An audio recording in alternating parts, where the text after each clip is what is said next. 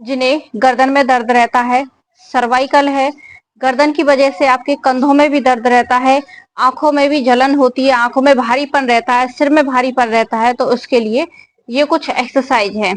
जितना आप अपनी नसों को फैलाव देंगे, नसों पे काम करोगे, आपको उतना ही राहत मिलेगी।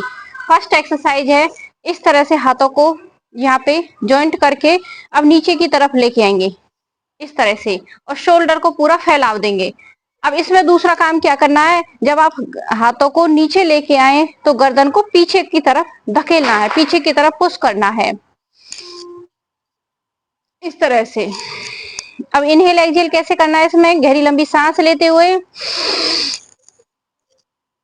होल्ड करें सांस को, रिलैक्स।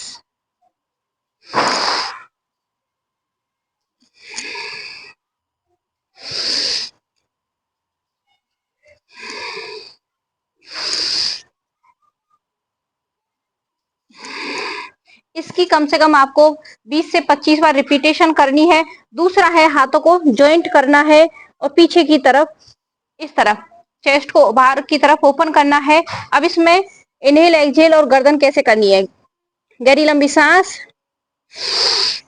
और पीछे की तरफ आपकी गर्दन, पूरा खिंचाव दे गर्दन की तरफ। 1 2 3 4 5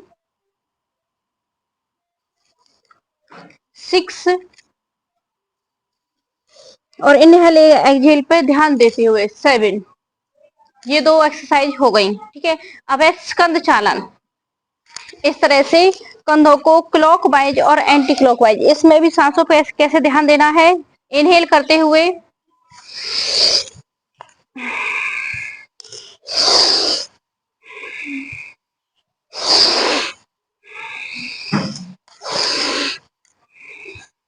अब इसी तरह से एंटी क्लॉकवाइज, इसे विपरीत आकार।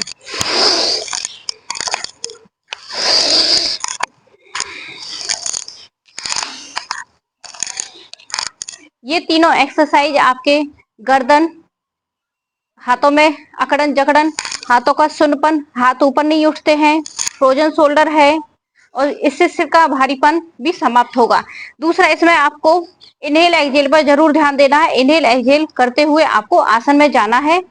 जितना आप सांसों पे ध्यान दोगे, आपको बॉडी उतना ही डबल तरीके से रिकवर होगी।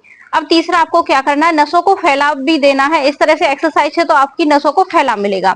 अब नसों को गर्म कैसे करें, आप या तो तिल का तेल ले लें, या तिल का तेल नहीं है तो सरसों का तेल है जो घर में नॉर्मल होता है, उसमें कपूर डालें। भीमसेनी कपूर होता है जो हम पूजा के समय यूज करते हैं, उस कपूर को उसमें क्रश करके डाल देना है, हल्का उस तेल को गर्म कर लेना। अब मसाज कैसे करनी है अपनी गर्दन की, एक हाथ से इधर से तेल लगा के आपकी इधर तक इधर आएगा और दूसरा हाथ इधर की साइड, पूरा अच्छे से फैलाव देना है इस तरह से। 1 2 3 4 5 6 7 8 9 10।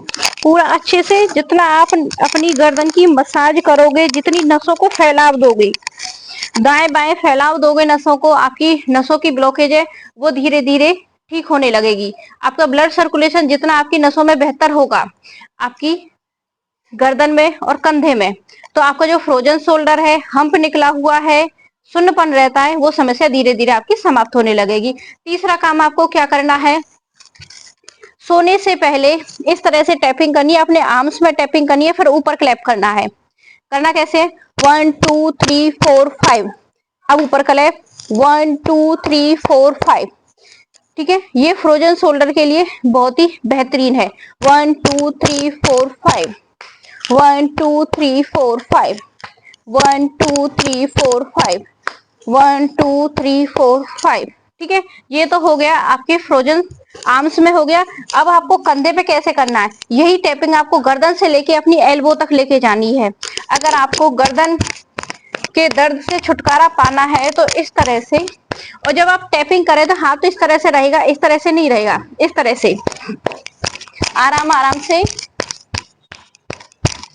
जितनी आप मालिश करोगे नसों की, जितनी आप टैपिंग करोगे, जो भी आपकी नसों की दिक्कत है वो उतनी ही जल्दी आपकी बॉडी रिकवर करना शुरू कर देती है।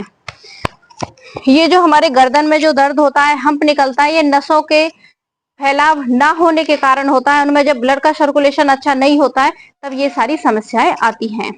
राधे राधे।